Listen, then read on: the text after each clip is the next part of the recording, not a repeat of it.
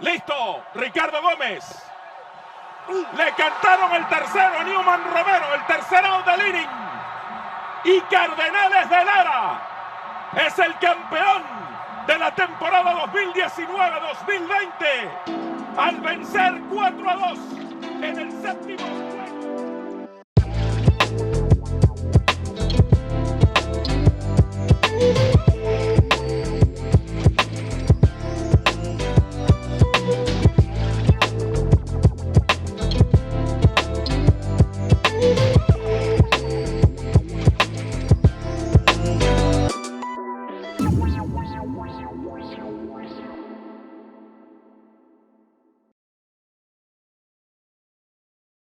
Transcurría el mes de agosto de 2019 y solo faltaban 2 meses para que la Liga Venezolana de Béisbol Profesional comenzara, como tradicionalmente lo hace. Desde las oficinas, los equipos empezaban a barajar sus opciones en el mercado extranjero para reforzarse de la mejor manera posible. Pero una noticia lo cambiaría todo. La MLB debía acatar la orden ejecutiva del presidente Donald Trump en la que prohibía todo tipo de relación entre empresas estadounidenses y el gobierno de Nicolás Maduro. La institución encargada de manejar estos asuntos es la OFAC, la Oficina de Control de Bienes Extranjeros del Departamento del Tesoro de Estados Unidos. Por esta razón, la MLB le consultó a la OFAC si ellos podían mantener su relación con la Liga Venezolana, la cual forma parte del Acuerdo Invernal entre la Confederación de Béisbol Profesional del Caribe y la MLB. Línea dando un salto espectacular en segunda base. Amarista la capturó para terminar el inning. Yo me encontraba en España de vacaciones con la familia cuando me entero de la renuncia de la Junta Directiva de la Liga Nacional de Béisbol. Inmediatamente se producen varias llamadas por parte de algunos presidentes de los distintos equipos que conforman el circuito, planteándome la posibilidad de que yo asumiera la presidencia de la liga, con la finalidad de generar un consenso con los equipos y buscar el ambiente necesario para que hubiera pelota este año. Al mismo tiempo, tratar pues de hacer nuestra visita a los Estados Unidos para explicar en Washington los argumentos que pudieran revertir la suspensión generada por la Major League Baseball. La decisión fue de MLB de suspender la pertenencia de la Liga Venezolana de Béisbol Profesional al Winter League Agreement, es decir, al acuerdo que hay entre Major League Baseball y la Liga Venezolana de Béisbol Profesional para regular nuestra afiliación a MLB. Lo que hizo MLB, repito, fue suspender, ¿no?, esa pertenencia nuestra. Regresé a Venezuela y inmediatamente, ya un día antes estuve documentándome y al día siguiente salí para los Estados Unidos, donde cité a los presidentes de todos los equipos. Una mesa de trabajo, la primera pregunta que se hizo fue si realmente querían que hubiera pelota y que se jugara béisbol. Todos contestaron sin titubear que sí, que esa era su profesión y su pasión. Dicho esto, yo planteé el bufete que me iba a acompañar de trabajo a nivel legal y la estrategia que había diseñado para tratar de que la liga recuperara su orden jurídico frente a la Major League Baseball. ¿A qué me refiero con el orden jurídico? Me refiero a que Major League Baseball hace una consulta a la OFAC diciéndole, señora OFAC, las medidas decretadas por el Ejecutivo, la Liga Venezolana de Béisbol, ¿caben dentro de esas medidas o no? Viene para la goma con el empate Dainer López y con habilidad Osmar Cordero ratifica su protagonismo. La OFAC, me imagino, con tantos problemas que tiene en el mundo y a lo mejor su ejecutivo pues, de rango medio quizás ni conocen los problemas de la liga, no respondieron. Al no responder, la Major League Baseball decide suspender parcialmente o temporalmente la relación con la Liga Nacional de Béisbol, congelando nuestro Winter League Agreement. Eso generó, por supuesto, una frustración por no tener los peloteros adscritos a la Major League Baseball. El colorido de la temporada se venía menos.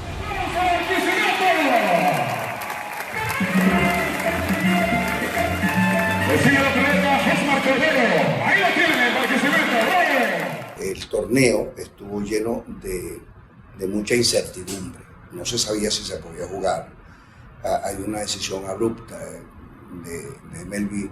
No sabíamos en qué momento podíamos comenzar. Al principio, muchos pensaron que nosotros éramos victimarios y éramos realmente la víctima, ¿no? Cuando todo el mundo se dio cuenta que nosotros éramos la víctima y que lo que había que hacer era apoyarnos a nosotros.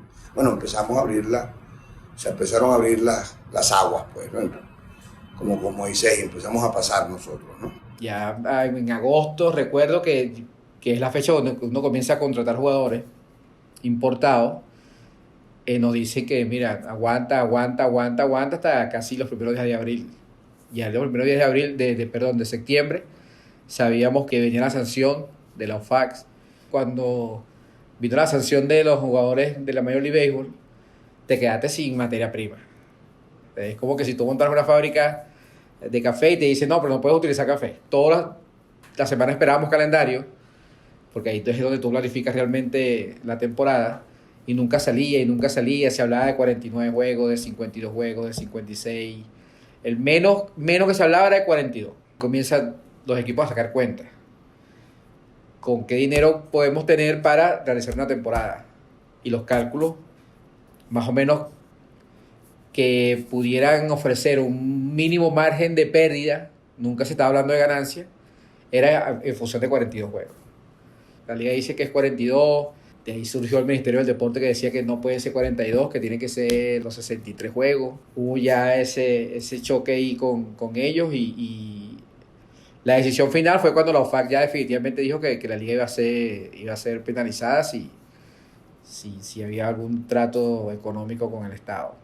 Había bastante desinformación por parte de personeros del gobierno de Venezuela en relación a que se especulaba que muchos equipos no querían jugar, cosa que no era así. Y había que entonces también hacer un lobby con el gobierno para explicar que nosotros necesitábamos jugar, necesitábamos recuperar nuestro orden jurídico, pero al mismo tiempo nosotros no íbamos a participar bajo un patrocinio como lo veníamos haciendo en años anteriores.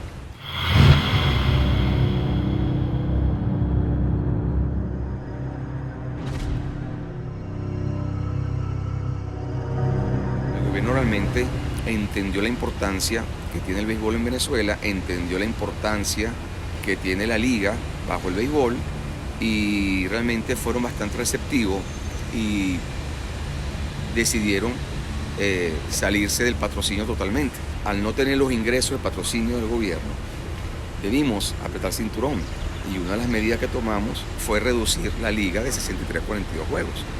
Eso redujo un 40% los egresos, nada más arrancando por allí. Por supuesto, al tener menos juegos también acortamos las fechas y por eso arrancamos en noviembre, lo cual se ahorró un dinero en hospedaje, viáticos y por supuesto salario a los peloteros tanto nativos como importados. La liga se redujo.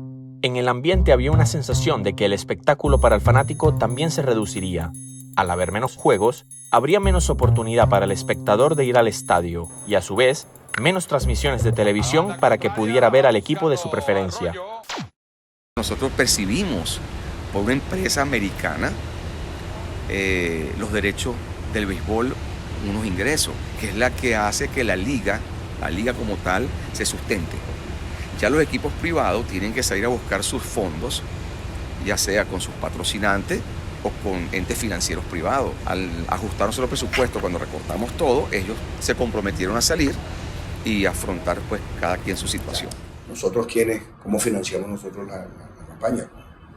Con empresas privadas, todos los equipos lo hicieron así, que nos compraron publicidad o con las entradas, etcétera, etcétera. El 70% del financiamiento de esta temporada lo hicimos Francisco y yo de nuestro propio patrimonio, ¿no? Ha sido el que tiene el presupuesto más bajo de nuestra experiencia y ha sido el que nos ha costado más, paradójicamente, ¿no? Es muy costoso una temporada, es muy costoso. cada vez más costoso porque todo cuesta más. Entonces, bueno, nada, en Caracas se decidió trabajar con los medios propios. No nos daban los números para ir, tener mucha gente sin hacer nada. Porque tener 40 jugadores para que nada más inscribas 32, los otros 8 te va a representar un gasto entre hoteles, comida, salario, que no estábamos en esa capacidad de absorber. Cada escuadra debía ajustar su plantilla no solo porque los jugadores y técnicos afiliados a MLB estaban imposibilitados para participar, sino porque al no poder contar con divisas del Estado, algunos quedaban fuera del presupuesto incluso si tenían un contrato firmado. Entonces, ¿qué podía esperarse? Ahora que el gobierno estaba fuera del patrocinio principal y esto obligaba a los 8 conjuntos a afrontar, con dinero propio, la conformación del roster. ¿Cuál era el nivel deportivo que se iba a ver? ¿La liga podía entrar en un estado de decadencia? En situación normal, Rojas era el manager. Y eso estaba listo, pero bueno, había una cláusula de su contrato donde decía que si no había contratación con el Estado, el equipo podría prescindir del contrato. Cuando nosotros decidimos no recibir dinero del gobierno o no tratar con el gobierno, todos esos contratos de los coaches, de todo el mundo se echan para atrás. Pues bueno, ¿con qué lo vamos a pagar? O sea, vamos a terminar pagándole a los técnicos la mitad del salario del presupuesto. En realidad yo creo que eso que se hizo con el Caracas es como el deber ser. Digo el deber ser porque esto es una empresa privada. Y evidentemente las empresas privadas trabajan con su capital. ¿Qué es lo que pasa? Que el béisbol a través de mucho tiempo ha ido como distorsionando esa realidad por muchos intereses. Aquí se comenzó a comprar las divisas en los años 70, a principios de los 80, los equipos compraban la cantidad de divisas que necesitaban. Los dólares los compramos con bolívares producidos por nosotros. Teníamos un beneficio, los mismos que tiene cualquier empresa privada. Todo tenía que pasar por allí. Y si igual de manera, si nosotros teníamos un contrato con una empresa privada, recibíamos unos bolívares, necesitamos pagar a unos peloteros en dólares, teníamos que pasar por control de cambio. Cuando hubo el primer problema en el 83, el béisbol lo metieron en divisas preferenciales. Hasta la última época, que se hizo incomprable, tú no podías comprar $1 millón al precio que estaba. Entonces el Estado, para salvar el béisbol, comenzó a poner las divisas, pero entonces tú adquirías un compromiso per se que no sabías qué iba a pasar hasta el año pasado. Viste qué fue lo que pasó. El Caracas, como institución, no va a recibir dinero fuera o dinero público, a menos que sea legalmente y de una manera transparente. Es decir, que no haya ningún tipo de oportunidad de que haya una sanción por ningún tipo de organismo. Eso era una parte de nuestro presupuesto. Había otro presupuesto que se cubría con empresas privadas. Entonces, nosotros en una situación un poco difícil, por supuesto, nos caía muy bien esta combinación de ingresos tanto del sector privado como del sector público. En el momento que nosotros teníamos el patrocinio de empresas privadas importantes, muy reconocidas en el país, y también de la empresa pública, no había las sanciones, no estaban decretadas las sanciones. En el momento que se decretan las sanciones, a una liga no había empezado cuando hace la suspensión a Major League Baseball. Es decir, no es que nosotros en pleno campeonato ocurre una sanción y teníamos un patrocinio de una empresa del Estado. Realmente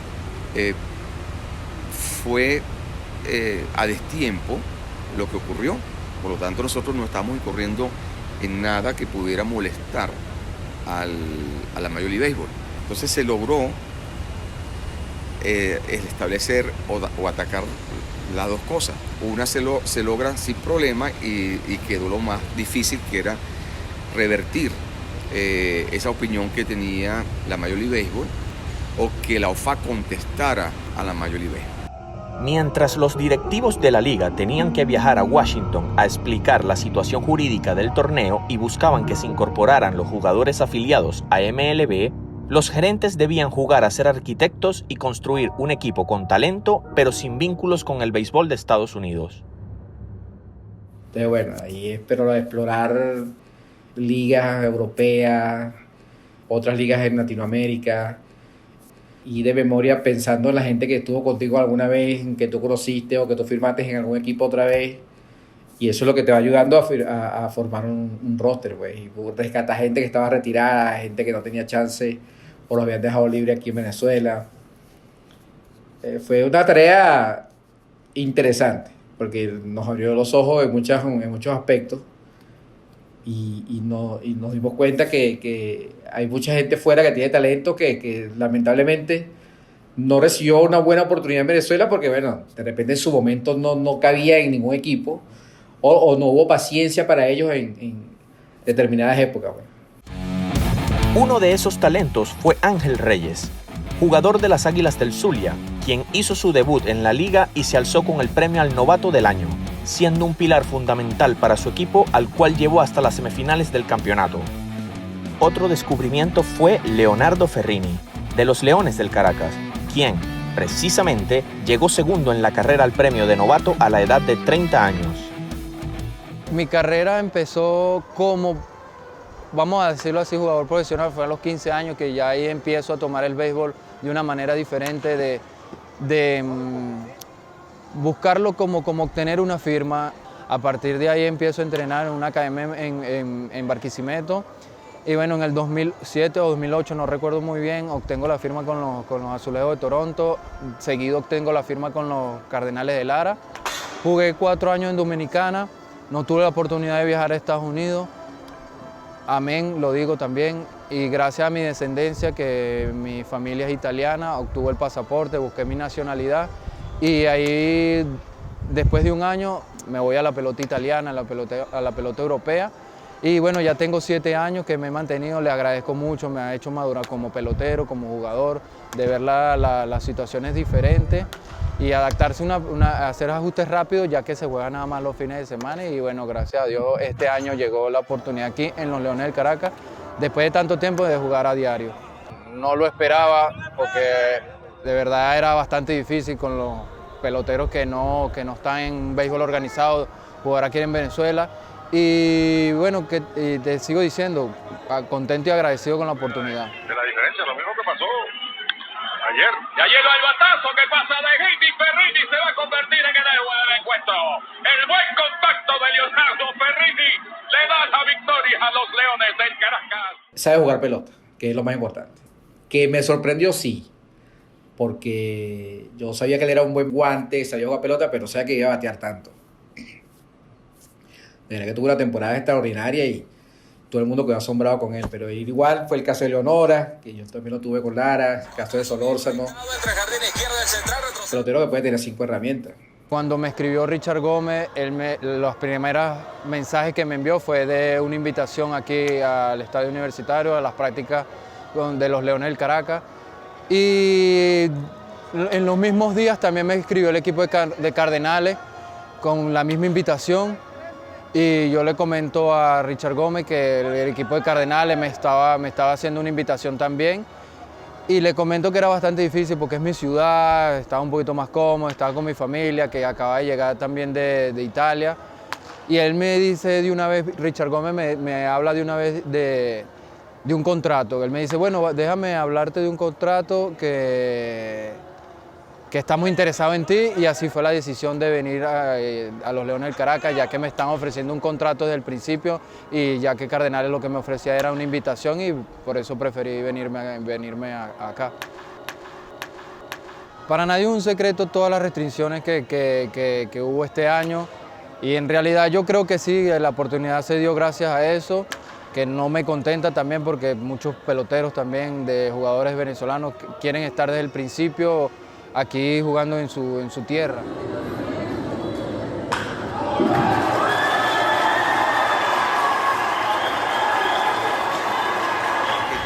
La oportunidad que han tenido los muchachos, que por lo general están en la banca cuando están los caballos, por decirle así a los jugadores adscritos a Major League Baseball, tuve la oportunidad entonces de salir al terreno de juego lograron brillar algunos, tan así que ya hay llamados de algunas sesiones, y eso es producto de las oportunidades, así como las tuvieron los jugadores que están inscritos a Major League Baseball, estos los tuvieran, estos muchachos, el escenario estaba servido para que ellos mostraran de qué estaban hechos.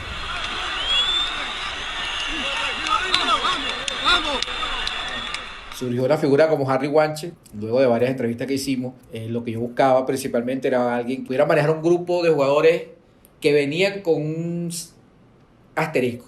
Es decir, jugadores que no rindieron en su momento, o que nunca recibieron el chance, o que venían de una mala fama. Es decir, reunir ese grupo tenía que ser alguien de mano dura, pues. No era fácil, porque no eran chamos, eran tipos ya hombres, eran jugadores de 30, 25, 28, o chamos muy chamos, que tampoco tenían experiencia. Pero bueno, no resultaron las cosas, pues. Y bueno, cuando se hizo el cambio por Gárate, que es un tipo más joven, que jugó con ellos, de un régimen más fuerte, que nosotros lo queríamos así, a un régimen un poquito más light, pues. Sorprendido de que ellos hayan contado conmigo para esto, de que le haya pasado por la cabeza mi nombre, de que creyeron en mí, confiaron en lo que yo podía hacer con el equipo y de llevar al equipo a la clasificación. Buena. Para dar ese primer paso que es tan importante, que llega en enero. Sorprendido como todo, nunca me imaginé que iba a ser manager de algún equipo tan temprano después de mi retiro, pero aquí estamos asumiendo el cargo, trabajando duro con el equipo y tratar de hacer el mejor papel posible para la organización. Increíble porque vuelvo al equipo donde jugué toda mi carrera. Contento de ponerme el uniforme, de estar de nuevo con los compañeros y dirigirlos a ellos.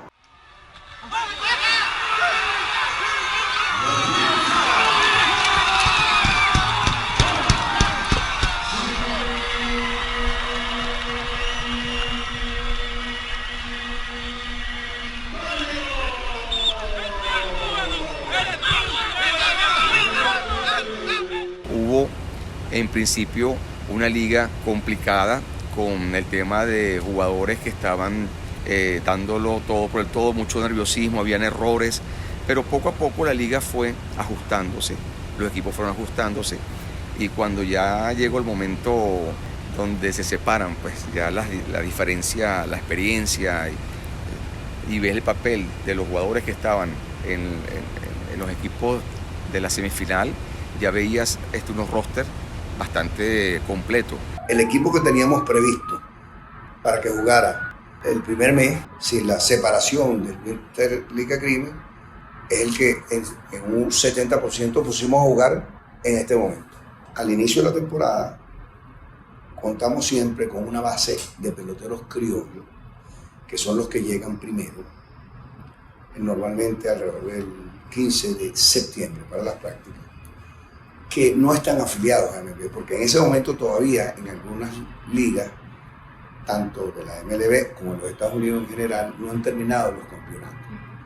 Entonces, ese equipo, esa base de peloteros criollos, era muy parecida a la que nosotros habíamos tenido el año pasado.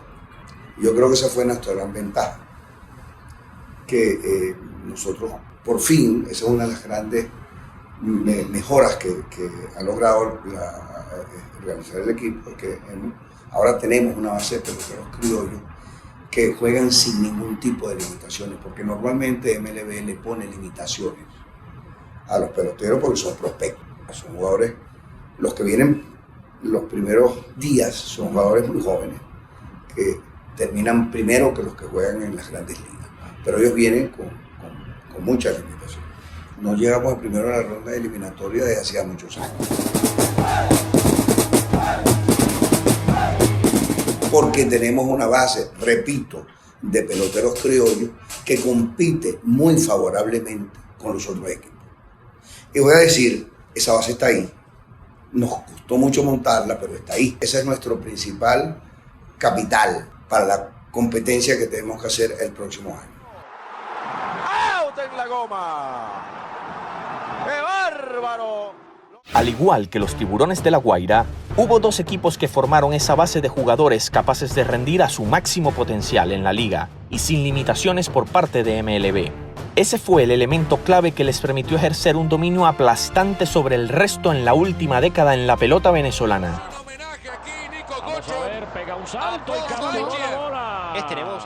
La mayoría de los peloteros que tiene Caribe de Anzoátegui no tienen limitaciones, como René Reyes o como Amarista. René Reyes no está jugando en Grandes Ligas. Si tú pones a ver qué tiene Caribe y qué tiene Lara, bueno, Lara ellos tienen Grandes Ligas, pero tienen una base de jugadores que no tienen contrato en ninguna parte, o que juegan en Liga Independiente en México y en su casa, pero son jugadores probados en esta liga, son jugadores son jugadores de esta liga. Eso es lo que les permite a ellos ser siempre competitivos, por eso llegaron a la final.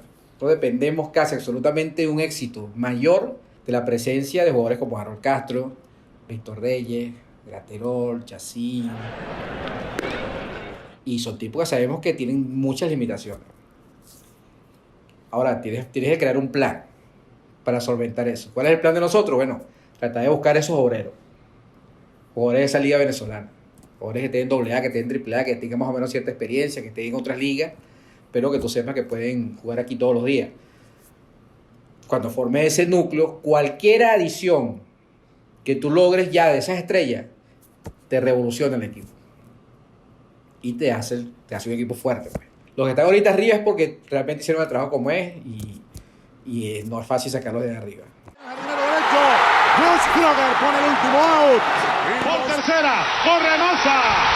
Los Tigres se han preparado. Abanica Orlando. Por el campo corto, y está Cedeño en segundo out, el tiro a primera. Ya preparado, ahí lanza, tirándole. Se la da el pitcher. Señores, los Tigres de Aragua son lanzamiento, abanicando. Caribe de Anzoátegui es el campeón de Venezuela. El segundo, Cardenales de Lara, por quinto. Le cantaron el tercero a Newman Romero, el tercero. Y Cardenales de Lara es el campeón. Nosotros se lo comunicamos a la opinión pública, el plan original. Teníamos obviamente otro cuerpo técnico, otro equipo. Entonces tuvimos que hacer, por supuesto, un equipo con técnicos y peloteros no afiliados a la MLB, pero nunca dejamos de prever nosotros y la mayoría de los equipos de la liga la posibilidad de que se incorporaran al final de la temporada, como en efecto ocurrió, equipos, peloteros y técnicos pertenecientes a MLB, porque estábamos seguros de que el Departamento del Tesoro de los Estados Unidos y el Departamento de Estado iban a darnos la razón, iban a considerar, como en efecto consideraron, que los equipos que integran la liga son empresas privadas que viven de sus ingresos. Con este grupo de abogados, lobistas, fuimos a Washington, donde nos reunimos con diferentes entes gubernamentales de alto nivel, en la OFAC, en el Departamento de Estado, en el Senado, en Casablanca, y expusimos quiénes somos, de dónde venimos. Hay equipos que tienen más de 100 años de existencia. Nosotros somos una empresa que vende diversión, vende entretenimiento deportivo, pero es una empresa donde detrás de esa empresa hay trabajadores, donde detrás de esa empresa hay labores sociales importantes. Es una liga que genera una cantera de muchachos que se convierten en grandes ligas y que en ese momento, en nuestra visita, estaban en playoff y en la final de la Major League Baseball, donde brillaban jugadores en ese momento, como el caso de Altuve, Parra, Chirino, que vienen de nuestra liga de béisbol. Nuestro argumento era: muchos jóvenes sueñan con ser un Altuve, con ser un Chirino, con ser un Parra, que en ese momento estaban jugando esa serie mundial y que podían ser destruidos sus sueños si se destruye la liga. Al no tener jugadores adscritos a Major League Baseball, pierde el colorido, se pierden los patrocinantes, se pierde el público, la asistencia, y la liga puede llevarse a una destrucción, que al morir los equipos grandes mueren las canteras, muere el desarrollo, que es lo que más podía hacer daño, y era lo que estaba en la mesa, que por lo menos a mi criterio era lo más perjudicial. Finalmente, en el mes de diciembre de 2019, la MLB levantó la suspensión a la Liga Venezolana de Béisbol de forma parcial. Esto permitía que se incorporaran jugadores Grandes Ligas a sus equipos por el resto de la temporada. Cuando la OFAC al final responde por los informes mandados por el Departamento de Estado, ellos dan unas licencias a 6 equipos de los 8, permitiendo jugar en Venezuela, menos inclusive estos 6 equipos no podían jugar en los estadios donde están Magallanes y Tigre, los jugadores adscritos a Major League Baseball. Nosotros seguimos defendiendo nuestros argumentos y se logra también que estos equipos puedan jugar en los estadios de Valencia, donde está la Casa de Navegantes del Magallanes, y en Aragua, donde están los Tigres de Aragua. Se libera las Grandes Ligas, la Liga Major League Baseball, van a venir 15 tipos. No puedes poner 15 tipos. Primero, ya tú tienes esos 15 tipos cubiertos con otros jugadores. Es una cuestión hasta humana. Yo no voy a sacar 15 chamos que jugando el primer día para meter 15 que me van a jugar 2 semanas. Y yo lo dije al principio, mire, puede venir, aquí hay cupo para 3 o 4. No hay cupo para más gente. Después se decidió en la liga que eran 4 nada más, que eran 4 jugadores de ligas menores, que me pareció una buena solución porque, bueno, para darle un poquito de jerarquía al campeonato. Bueno, pero ya todos los Grandes Ligas de nosotros no podían venir. No fue que no quisimos que vinieran, es que no podían venir. Nosotros hablamos con Harold Castro, con Víctor Reyes. Graterol tenía un problema de concusión que no estaba 100%. Ninguno de los pitchers de nosotros mostró interés porque, bueno, es muy difícil que se pongan a lanzar en diciembre para enero, cuando viene el sprint training. Y nada, lo que hicimos fue eso, llamar hasta que Palma dijo que sí, José Rondón dijo que sí. Fueron los dos que más importantes que se unieron. Pero no fue que el Caracas no hizo la gestión, fue que los que queríamos que vinieran no recibieron permiso de sus equipos.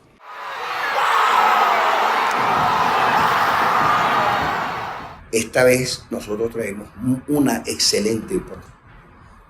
Que los importados que programamos para la temporada regular fueron los que trajimos. So you are in some ways prepared for it. Oh, look at Rojas spinning to make the play and gets the out at second. Para mí fue muy importante constatar el esfuerzo que hizo Miguel por venir, y que hizo Junior. O sea, Junior me llamó un día y me dijo, mira, voy a jugar.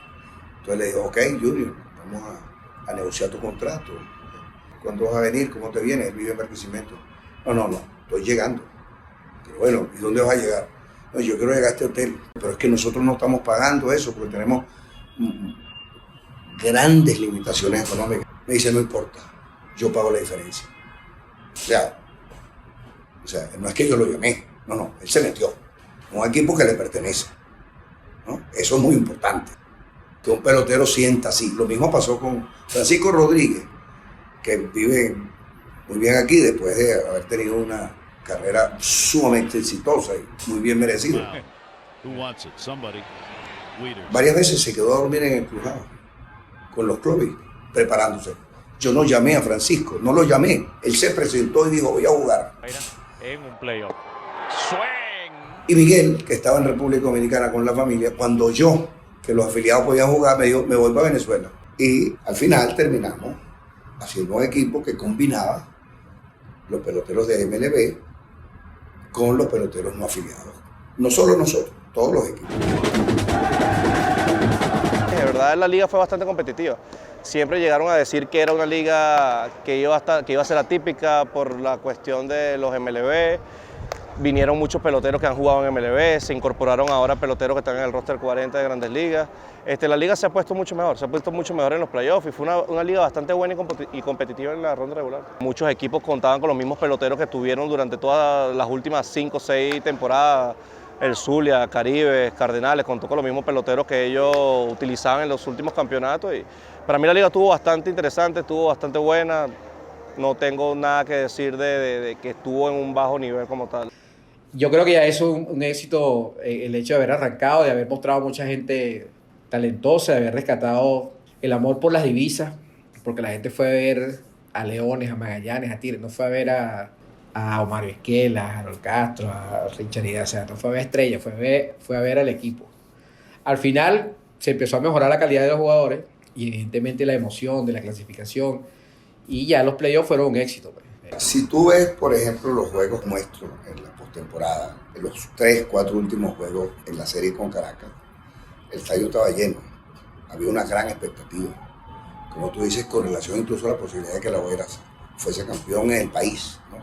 Era un tema de los más importantes de Venezuela en ese momento, a pesar de que desde el punto de vista político había otros temas importantísimos. De modo que yo creo que hubo una respuesta al final de todos los actores, primero de los fanáticos, una respuesta muy favorable, pero también de los medios.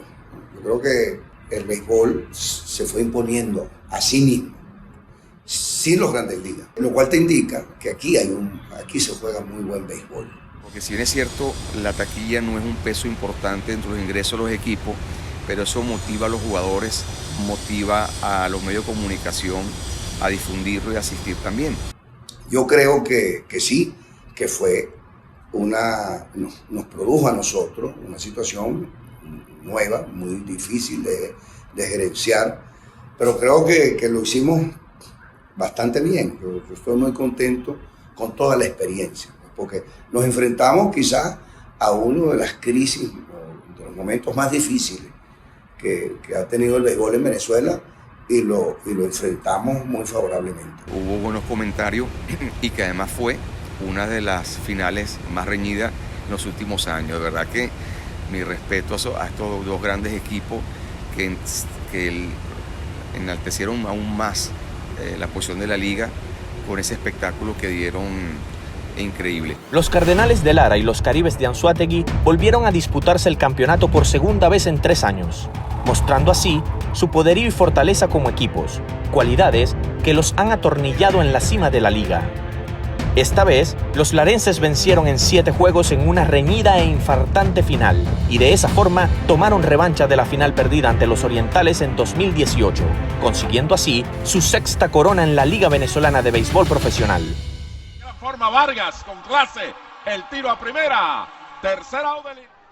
El picheo, cantado el tercer strike. Por la vía del abanica Dotel otra. Un poco atrás, ya no está tan adentro. Dando Gorkis Hernández. La picheo y la línea de hit para que Cardenales ganan. Ricardo Gómez. Y Cardenales de Lara es el campeón. El béisbol en todos lados es igual, solo que aquí es un poquito más exigente en vez de Europa. Por el hecho de que aquí es una tradición, es nuestro primer deporte aquí en Venezuela. Y esa para mí es la diferencia, la fanaticada, el béisbol caribe, béisbol que apasiona, fanaticada exigente, béisbol de alto nivel, que hay que hacer las pequeñas cosas, toda la rutina hay que ejecutarla. Las garras que cada uno de los peloteros venezolanos quieren a jugar y todos los importados que traen de la emoción que se siente aquí al jugar en Venezuela.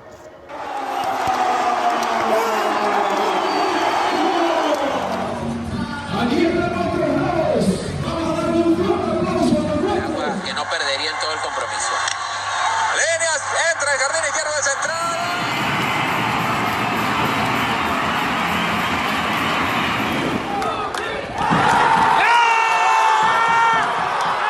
Bueno, después de esta temporada espero seguir contando con la oportunidad de los Leones del Caracas, bien sea jugador a diario, bien sea jugador de backup o como sea, con tal de estar aquí, con tal de sentir el calor aquí en Venezuela del béisbol, sentir el compañerismo de aquí de los muchachos, y sí me gustaría estar de nuevo, claro que sí, cómo no. Ahí veremos más o menos cuáles son las opciones y dónde está Gárate y el cuerpo técnico. Yo creo que hay mucho chance de que varios repitan. No, evidentemente no todo el mundo, porque se va a incorporar gente que ya estaba, pero van a repetir varios. La temporada 2019-2020, aunque atípica, se consideró exitosa. A medida que fue avanzando, se fue balanceando. Se recortó el calendario, pero hubo 2 meses de béisbol. Empezó suspendida del acuerdo invernal y terminó con Grandes Ligas. Empezó con poca asistencia y acabó con estadios abarrotados. Y durante su desarrollo, finalmente, se abrió un nuevo espacio para compartir la pasión del béisbol durante la próxima temporada. un tema que sin lugar a duda ya ha generado un gran interés en la opinión pública. Nunca ha estado planteado que nosotros nos movemos. Ese será el estadio alternativo de Tiburones, como es el del Tigre, el estadio alternativo de Anzoátegui, como es el de Cabima, el estadio alternativo de Zulia, como es el de Carora, el estadio alternativo de Lara. Hace 70 años se repartió la jurisdicción territorial, los equipos de la capital. Caracas era un distrito federal que tenía 2 departamentos, departamento Libertador y departamento Vargas. Los equipos decidieron que la capital se dividía en 2 deportivamente: Leones en Libertador y Tiburones en Vargas. De modo que nosotros tenemos asignado territorialmente esa jurisdicción, que no se puede cambiar a menos que haya unanimidad, ¿no? Para nosotros poder jugar en La Guaira tuvimos que pedirle a la liga que considerara que el nuevo estadio podía ser nuestro estadio alternativo, y lo aprobó. O sea, ya eso está aprobado. Un estadio realmente bastante bonito, bastante aprobado de una u otra manera ya por nosotros, y faltaría que Major League Baseball hiciera su inspección, pero creo que la va a aprobar de inmediato, porque quien hizo todo el terreno es alguien al cual Major League Baseball siempre llama para hacer la inspección, que es Raúl Viso. Y este año pensamos jugar en ese estadio algunos juegos de temporada regular y también en el playoff. Información me la dieron la gente misma de Tiburones La Guaira, previo por supuesto que se firme un contrato de comodato, aunque sea por los juegos que se realizan, porque es una exigencia de la Major League Baseball de que el equipo tome control del estadio y haga uso entonces de él, ya sea por un juego, 2 juegos o la temporada, como lo decidan las partes. Obviamente este año no se pudo hacer porque ya Tiburones había vendido todos sus abonos a sus fanáticos, donde eso comprendía todos los juegos. Entonces este año con planificación me imagino que van a vender sacando algunos juegos para poder entonces compensar a los fanáticos y rebajar eso de allí, al igual que los patrocinantes privados que compraron un espacio y mudándose para Vargas no tenían entonces esa posibilidad, no está esa compensación económica. Entonces creo que ahora con planificación se va a lograr jugar en Vargas. Y nosotros no solo Tiburones, toda la liga, todos los 8 equipos, incluido Tiburones, quieren que haya juegos en La Guaira, porque yo no voy a jugar contra mí mismo, o sea, yo voy a jugar contra otro equipo, ¿correcto? Eso está resuelto. Vamos a ir a jugar allá cuando el estadio esté resuelto y cuando nos pongamos de acuerdo sobre los términos, ¿no?, en que se va a administrar el estadio el día que nosotros juguemos allí. A pesar de las buenas noticias, aún quedan tareas pendientes para la temporada 2020-2021, como terminar de aclarar la situación jurídica de Tigres de Aragua y Navegantes del Magallanes ante la OFAC. Hasta ahora, y lo que hemos hablado en este año, las cosas no han cambiado mucho. Si bien es cierto, ya la OFAC liberó a los jugadores, tenemos el problema con Magallanes, con Tigres Aragua, probablemente se sume Bravos de Margarita en esta situación. El hombre corto. Imparable a terrenos de la derecha. Cuando estuvimos indagando un poquito era porque en las fundaciones hay un puesto en la directiva que es del Estado, en este caso de la región, la gobernación. Pero la gobernación no es determinante en las decisiones, porque en el caso de Magallanes, el consejo directivo está conformado por 21 miembros, de los cuales 18 son privados y 3 son naturales del Estado, la gobernación, el consejo municipal y la asamblea legislativa del Estado Carabobo.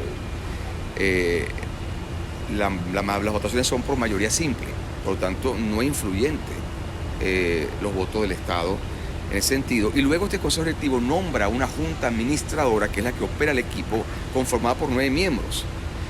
Yo soy presidente del consejo directivo de Magallanes y nombramos a Maximiano Branger presidente de la junta administradora, acompañado con 8 miembros más, que son totalmente privados. Entonces, todo esto se está llevando a Estados Unidos, explicar un poco la estructura de cada fundación, donde demuestre que el Estado en estas fundaciones tiene un puesto desde su creación. Y desde esa creación está visible que no es determinante las decisiones que pueda ejercer frente a la operación del equipo. Esto se va a atacar de una forma igual seria, mostrando la verdad, y nosotros tenemos toda la confianza que ellos van a revertir o van a otorgar las 2 licencias para estos equipos restantes para la próxima temporada. Nosotros estamos trabajando muy fuerte juntos, estamos acompañando al presidente de la liga, que es el que tiene liderazgo de este tema y que lo ha hecho muy bien, como demuestra lo que ya logró, en 2 objetivos fundamentales. Uno, lograr la habilitación, o sea, la incorporación al Winter League Agreement de Navegantes de Magallanes y de Tigres de Aragua, para que la liga esté completa. Y el otro, buscar un mecanismo que nos permita tener el patrocinio de empresas no sancionadas o algún tipo de aporte hacia el deporte que por supuesto nos haga competitivos, ¿no? Y nos libere a nosotros de tener que, porque no es fácil, o sea, una carga que no sé si podemos mantener. Al cumplir la tarea, que es rescatar entonces lo de Magallanes y Tigre de Aragua, una vez que se rescate, una vez inclusive que podamos también tener algún tipo de solicitud o permiso en el momento que también requeramos fondos por la vía recreacional, deportiva, que no sea vetado. O sea, con nosotros tengamos todo ese orden jurídico constituido, pienso que lo más sano es que la liga llame a unos candidatos para conformar una junta directiva profesional y que sea totalmente ajena a los equipos en intereses y que pueda entonces, por supuesto, manejarse como siempre se ha hecho. El béisbol es un patrimonio de nosotros los venezolanos, no lo podemos perder. ¿No? El béisbol no tiene tinte político. El béisbol debe manejarse como se ha manejado siempre, a todos los venezolanos, y siempre nos ha unido. Y nosotros debemos llevar béisbol a todos por igual. Y esa ha sido nuestra filosofía. Y en principio mucha gente no lo entendió así, pero cuando se dio cuenta que habíamos tenido no solamente el apoyo del gobierno venezolano, también el apoyo de la OFAC, del Departamento de Estado de Estados Unidos, de la Major League Baseball, porque demostramos que somos un ente que no tenemos vehículos políticos, la gente comenzó entonces a asistir a los estadios y ya en los playoffs comenzamos a ver una asistencia mayor, y en la final yo me quedé sorprendido, 19,000 personas en el último juego. De verdad que increíble, 4 canales transmitiendo. Carlos Rivero, que despierta al público en Barquisimeto. Entonces yo creo que el año que viene va a ser mucho más fácil, y creo que vamos a recuperar totalmente lo que ha sido siempre esta tradición. Pero esta tradición nunca volverá a ser como siempre, pues el mundo cambió.